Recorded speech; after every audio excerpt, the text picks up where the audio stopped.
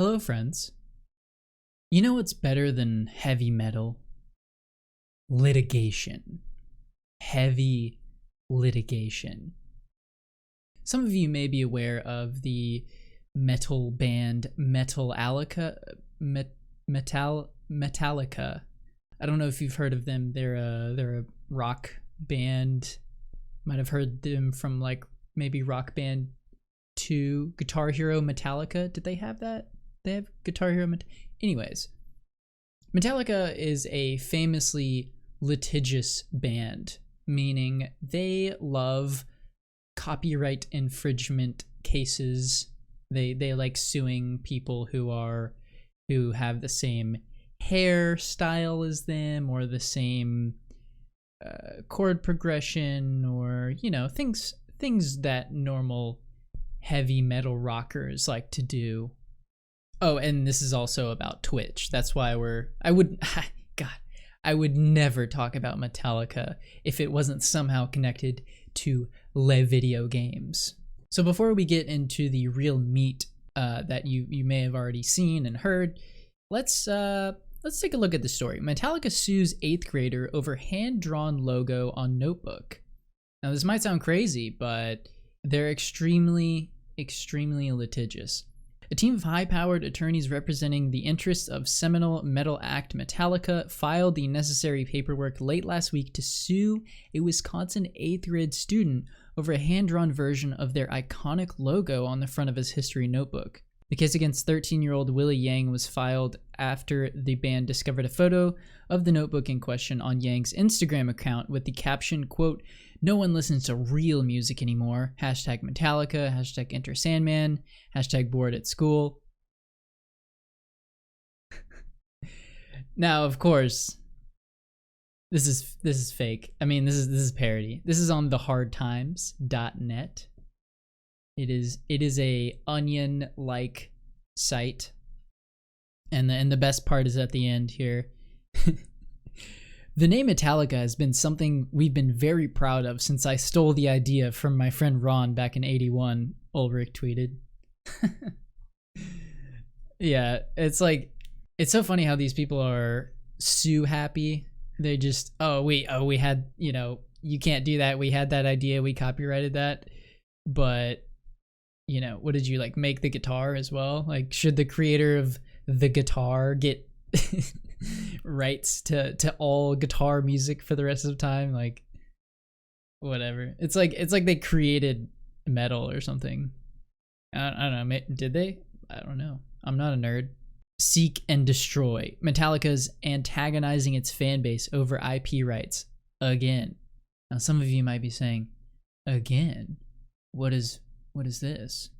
On December 30th, 2015, Metallica's lawyers sent a cease and desist letter to a Canadian tribute band performing under the name Sandman. So it turns out that this becomes like a big misunderstanding. They did use their name and logo, although that could be, all of this is up for debate.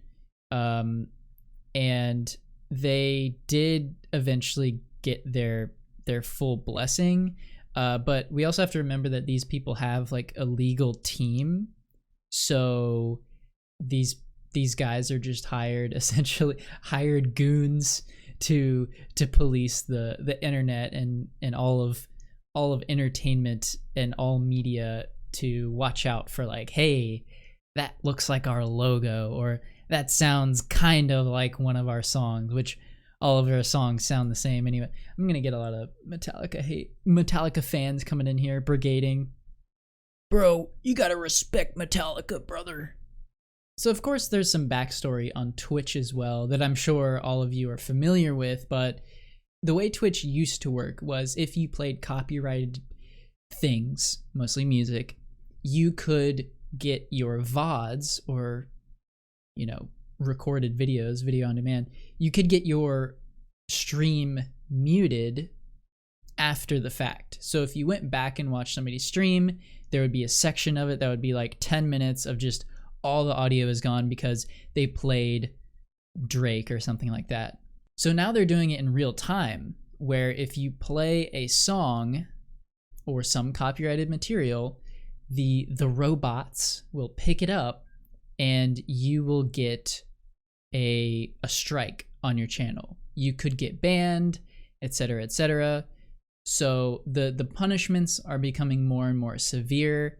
It is not just, oh, I got the VOD muted, because a lot of people would say, whatever, I don't care.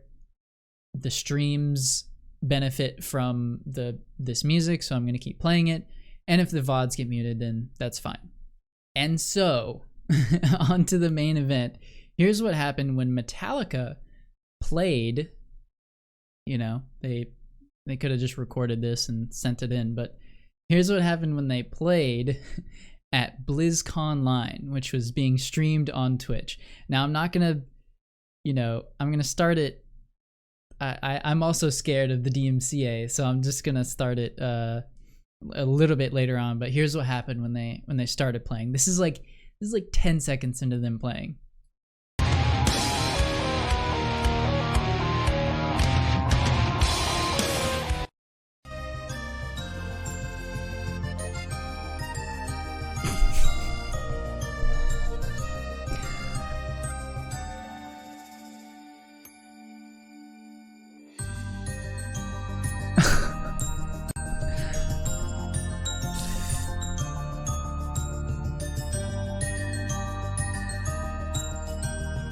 That was Twitch in real time covering their own ass. And I believe that if you watched BlizzCon on Battle.net or Blizzard or something, then it wasn't muted.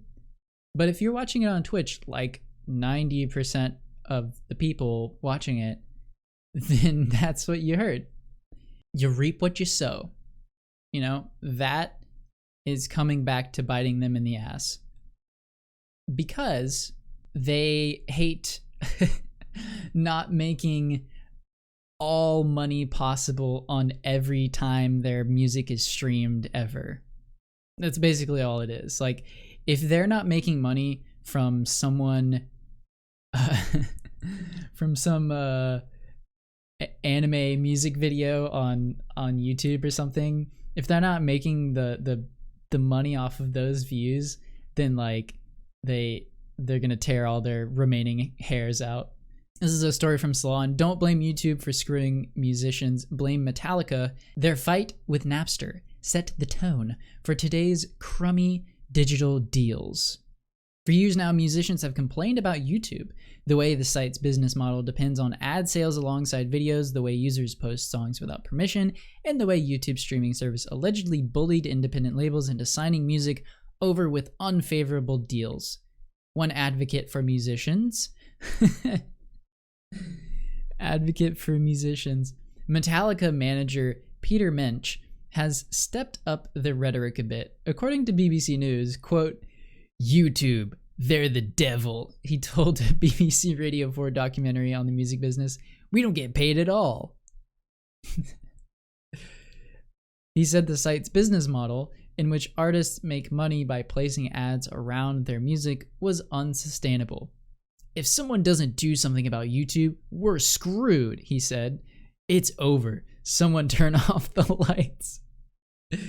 Man, this guy's a drama queen. Holy shit. Plenty of musicians are justifiably mad about how the low royalties paid for music that runs there, and getting that money to musicians still doesn't work as smoothly as it's supposed to. But a smaller number of musicians, mostly very vocal ones, have found real success by posting their music there and building audiences. Digital utopians would tell you that everyone can get rich online. It's not true, but some certainly have. Yes, the way that digital media is so saturated now anyways, even if you were to go the traditional route of like, oh, I'm gonna get a record deal and I'm gonna it would still be difficult for you to break in to the scene. I mean, the only people who are really breaking into the scene these days, for the most part, are like online breakout stars, people posting their music for free. You've got what's his face with the Old Town Road. most musicians don't make money off of record sales. They make money off of the shows. So if Metallica is playing shows, which I believe they still are, then they're still selling out stadiums and they're still making an insane amount of money. There's no way that Metallica will ever... This guy's saying someone turn off the lights. Like, what? Dude, if you're a good musician, and just like YouTubers, just like streamers, just like any person who's making content these days online, if you're good and you sort of get lucky or you know the right people, then you can absolutely make money even if you never make a dime off of selling your music. So all of this sort of started with the Metallica versus Napster lawsuit that happened in 2000, and it is insane. For those of you who don't know, Napster was a peer-to-peer thing where you could just sort of download music that you wanted to listen to. That year, Metallica discovered that a demo of I Disappear, a song set to be released with the Mission... is going to be on the Mission Impossible 2 soundtrack. That's so funny. Was being played on the radio. Metallica traced the leak to a file on Napster's peer-to-peer file sharing network where the band's entire catalog was available for free to download. What? Metallica sought a minimum of $10 million in damages at a rate of $100,000 per illegally downloaded song. Phew. Metallica hired NetPD. NetPD produced a list of 335,435 Napster users who were allegedly sharing the band's songs online in violation of copyright laws. This led to over 300,000 users being banned from Napster, although software was released that simply altered the way Windows registry, blah, blah, blah. And in the end, in case you're wondering, in this big old wall of text, it worked. It worked. Metallica essentially won. The injunction, which was substantially identical to the one ordered in the A&M case, ordered Napster to place a filter on the program within 72 hours or be shut down. Napster was forced to search its system and remove all copyrighted songs by Metallica. So that's kind of where all this started. I mean, it was basically one of the first DMCA cases that was like, hey, that's our content on your website. We're going to need you to take it down or we're going to sue you. Thus started the series of events that have led us to this happening.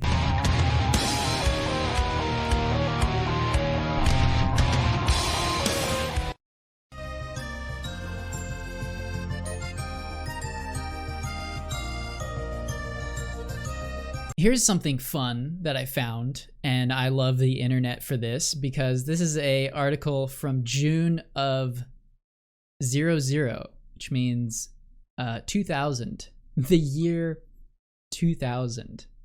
This is from shreddingradio.com/Metallica.html. Now, you cannot read this. This is what the this is what the internet used to look like, kids.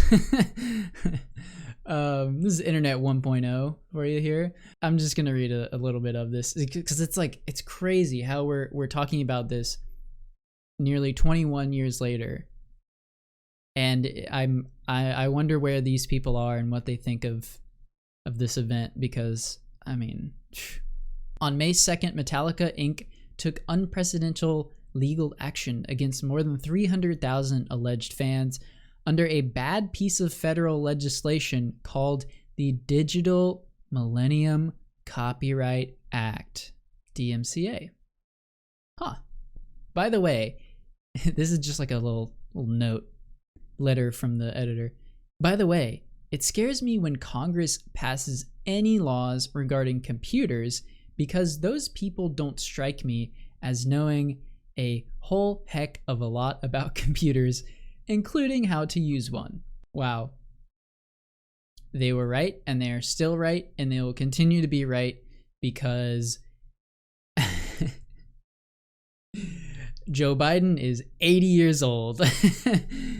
Nancy Pelosi is 80 years old. Like, these people are mummies at this point, and they're still making the laws.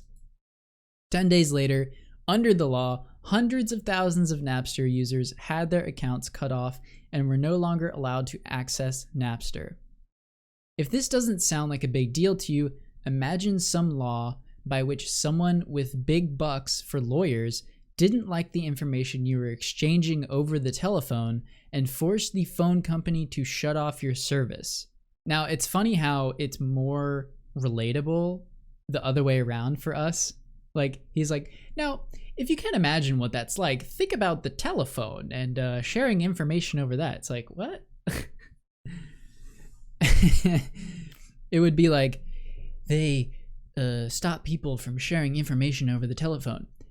Now, in other words, think about if you were on the internet and as technology moves forward, the previous technologies that are supplanted have a vested interest in maintaining the status quo. When VCRs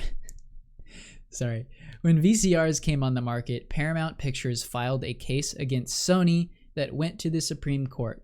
Paramount argued that individuals with VCRs could tape Paramount movies, and Paramount would be denied revenue as a result.